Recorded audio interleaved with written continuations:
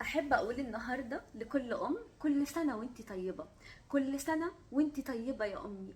كل سنة وانتي بألف خير. كل سنة وانتي مصدر الحب والسعادة والفرح لأولادك ولكل اللي حواليكي. كل سنة وانتي مصدر الأمان ومصدر الفرح ومصدر القوة والجدعنة. كل أم وهي طيبة وبألف خير، وكل أم قامت بدورها وبدور الراجل كمان وكانت ست ب100 راجل.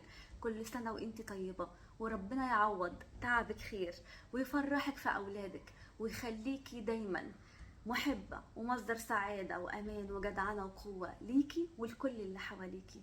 الجنة تحت أقدام الأمهات، مش من فراغ الكلمة دي، من كتر التعب والقوة والمجهود والفرح والسعادة اللي بتقدمهم لكل اللي حواليها.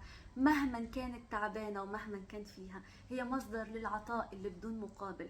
بتدي وعمرها ما بتفكر ايه المقابل اللي هتاخده.